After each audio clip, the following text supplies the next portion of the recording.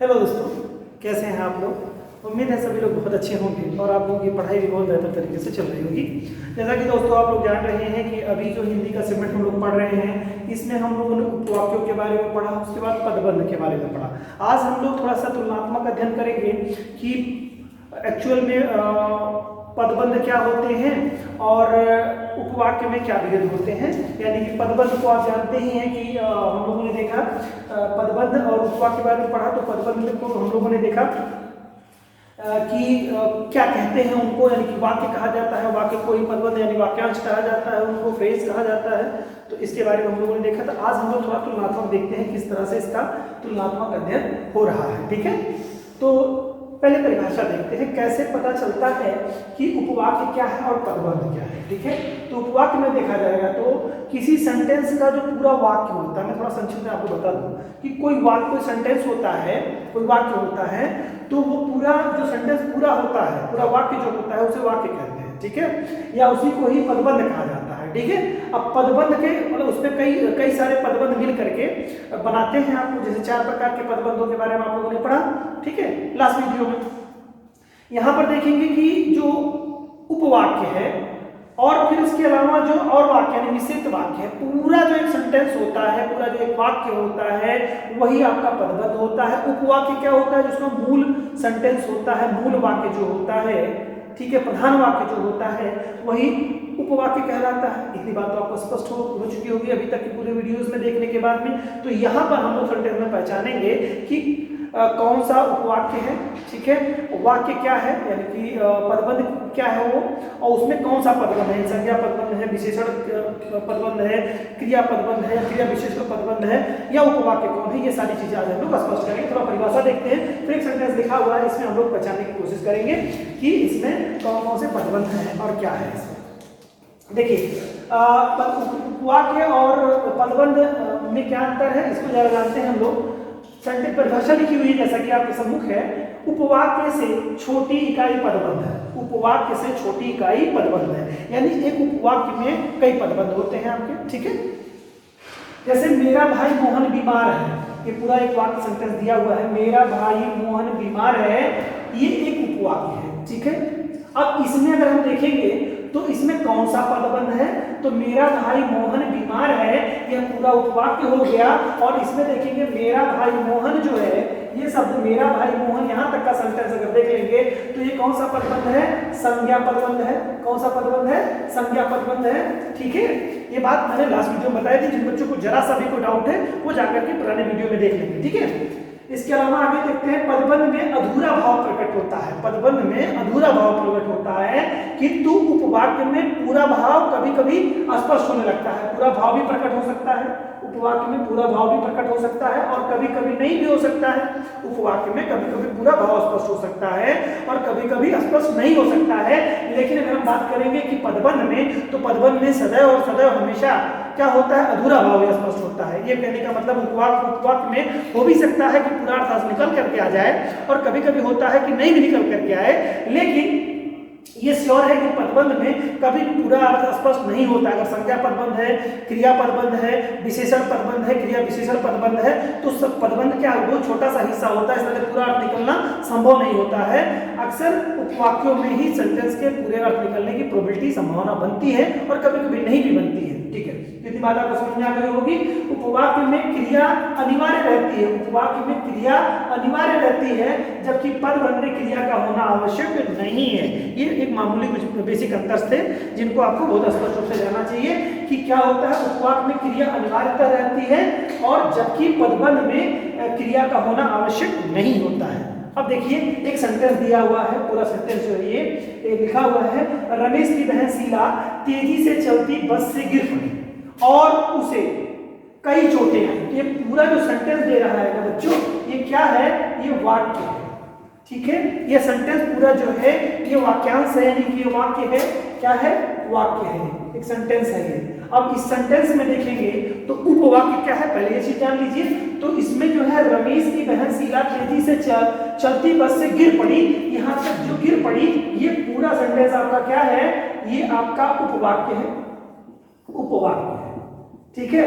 तो अब इससे देखिए कभी कभी क्या है बताया ना कि कभी कभी इसका भावार्थ पूरी तरह से प्रकट हो जाएगा और कभी कभी नहीं होगा, लेकिन यहाँ से देखिए स्पष्ट हो जा रहा है, रमेश की बहन शीला तेजी से चलती बस से गिर पड़ी, भावार्थ से मिल जा रहा है, सेंटेंस कंप्लीट हो जा रहा है। अब इसमें देखिए उपवाक्य में कितने पदबंध हैं, तो उपवाक्यों में पदबंधों की बात करेंगे तो देखेंगे रमेश की बहन शीला जो है, इतना शब्द जो है रमेश की बहन शीला, ये संज्ञा पदबंध है, संज्ञा पदबंध, ठीक है, ये संज्ञा पदबंध है। इसके बाद तेजी से चलती बस, जो तेजी से चलती बस है ये क्या है, किसकी विशेषता बता रहा है भाई, बस जो चल रही है, चलना क्या है, क्रिया, ठीक है। तो चलने की बात अगर कर रहा है तो तेजी से चलती बस, तो ये तेजी से चलती बस क्या है भाई, ये तेजी से चलना, चलना क्या है, क्रिया है, और तेजी से चलती बस तो ये क्या होगा, क्रिया की विशेषता हो गई, ठीक है, क्या हो गई, क्रिया की विशेषता, तो क्रिया विशेषण हो जाएगा, विशेषण, क्रिया विशेषण, विशेषण क्या, विशेषण पदबंध, ठीक है। तो ये क्या हो गया, क्रिया विशेषण पदबंध हो गया। और उसके बाद में देखना गिर पड़ी, गिर पड़ी, गिरना क्या हो गया, एक क्रिया हो गई ना, गिरना क्रिया हो गई।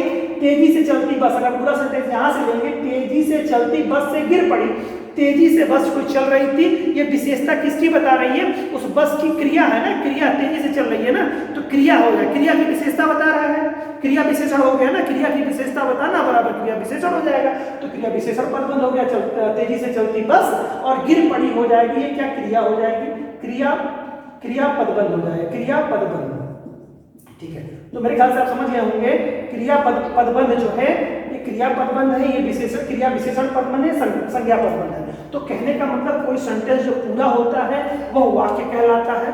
वाक्य का जो एक उपवाक्य होता है जिस पर दूसरी चीजें निर्भर होती हैं, जैसे रमेश की बहन शीला तेजी से चलती बस से गिर पड़ी, एक वाक्य था, इसमें ये उपवाक्य है, और इसमें और जोड़ देंगे और उसे कई चोटें आई, ये और ये कई चोटें आई, ये किस पे निर्भर कर रहा है, पहले वाले सेंटेंस पे, उपवाक्य पर। यह मिश्रित वाक्य है, ठीक है, ये मिश्रित वाक्य है, मिश्रित वाक्य इस पे निर्भर कर रहे हैं, उपवाक्य के ऊपर निर्भर कर रहा है यहाँ पर। तो पूरा सेंटेंस जो होगा ये वाक्य हो गया, इसमें से रमेश की बहन शीला तेजी से चलती बस से गिर पड़ी, यह क्या हो गया, उपवाक्य बना।